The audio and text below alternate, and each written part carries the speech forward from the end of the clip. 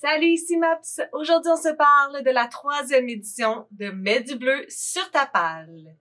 Qu'est-ce que c'est Mets du bleu sur ta palle? En fait, c'est tout simplement une initiative de ma part pour faire lire québécois. Donc, pour encourager les gens à découvrir la littérature québécoise. Mon défi ne s'adresse pas nécessairement juste aux personnes qui lisent beaucoup, mais s'adresse à tout le monde en général pour essayer de leur faire lire au moins un livre québécois durant le mois de juin. Donc, ce défi-là va se passer du 1er au 30 juin 2022, puisque c'est l'année dans laquelle nous sommes maintenant. Au mois de juin, depuis l'année dernière, il y a en juin, je lis autochtone et je voulais simplement vous dire que mon défi n'est pas en contradiction avec je lis autochtone. Vous pourriez complètement lire québécois et autochtone en même temps. D'ailleurs, on s'en parle un petit peu plus tard. Cette année, j'avais envie de faire parcourir le Québec grâce à la littérature. Mon objectif, c'est pas de faire beaucoup de catégories parce que je veux vraiment tout simplement inciter les gens à au moins lire un livre québécois. Pour moi, c'est gagné si quelqu'un qui ne lit jamais prend la peine de lire un livre québécois. C'est gagné si quelqu'un qui lit vraiment beaucoup, mais pas nécessairement du québécois, prend la peine de lire un ouvrage québécois. Mon objectif, c'est vraiment ça. J'aimerais que vous preniez cette opportunité pour mettre un livre québécois dans votre pile à lire du mois. Si vous êtes quelqu'un qui lisait peu, essayez de prioriser québécois. Si vous êtes quelqu'un qui lisait beaucoup, essayez d'en prioriser un minimum. C'est tout ce que je demande, de mettre la littérature d'ici dans nos lectures. Alors, cette année, je vous amène avec moi faire le tour du Québec. En fait, il y a 2 grandes catégories, 2 grandes lignes directrices. Vous pouvez en prendre une de manière spécifique. Vous pouvez faire un petit peu les deux. C'est simplement pour vous donner un petit peu une idée de qu'est-ce que vous pourriez lire. J'ai fait 2 grandes catégories. Donc, il y a la catégorie ici, puis il y a la catégorie là-bas. Donc, la catégorie ici, parce qu'on est au Québec et non ici, c'est bien important, ce sont des auteuristes qui viennent de la même région administrative que vous. Par exemple, moi, je viens de l'Outaouais, donc si je veux lire des livres dans la catégorie ici, je lirai des livres des auteuristes qui viennent de l'Outaouais. Si vous allez dans la catégorie là-bas, vous allez choisir des auteuristes qui viennent d'une région administrative différente de la vôtre. Donc moi, je choisirais des auteuristes qui viennent de partout au Québec, sauf de l'Outaouais.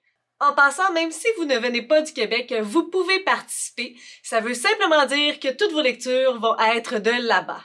C'est sûr que vous pouvez mélanger puis vous pouvez vous amuser avec ça, mais ça pourrait être bien intéressant si vous décidez d'être plus casanier ou aventureux. Pour vous faciliter la tâche, j'ai fait mes petites recherches pour trouver des auteuristes de chaque région.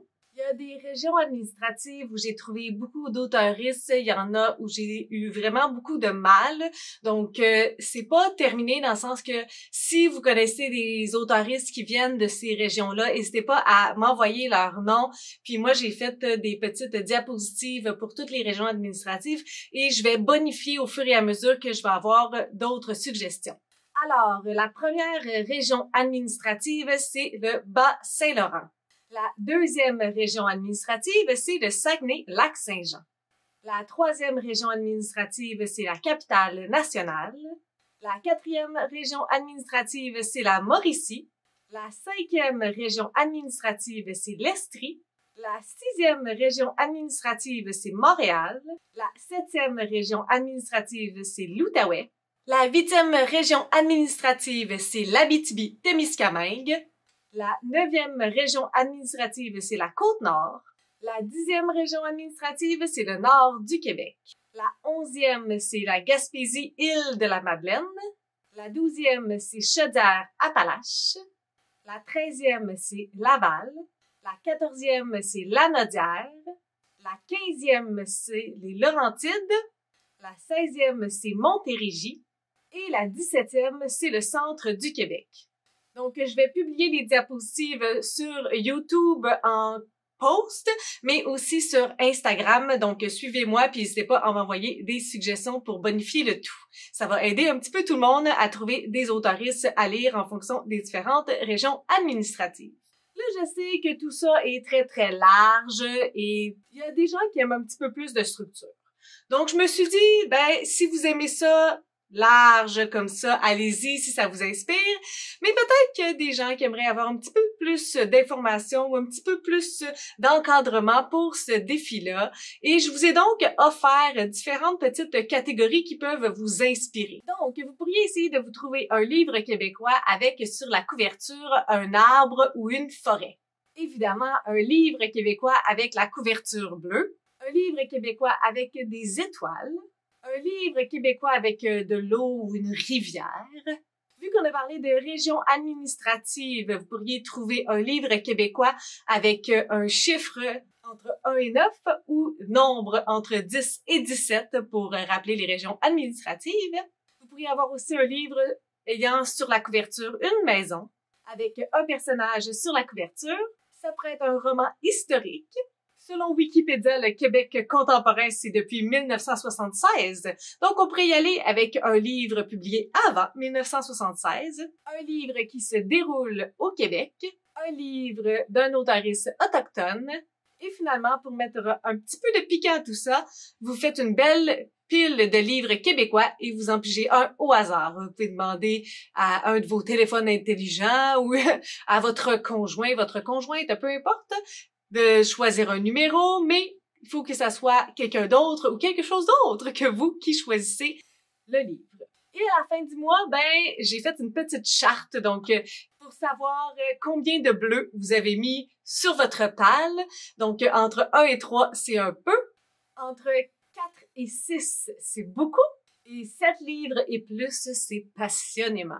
Est-ce que mettre du bleu sur votre palle vous intéresse pour le mois de juin? Est-ce que vous êtes team ici ou team là-bas?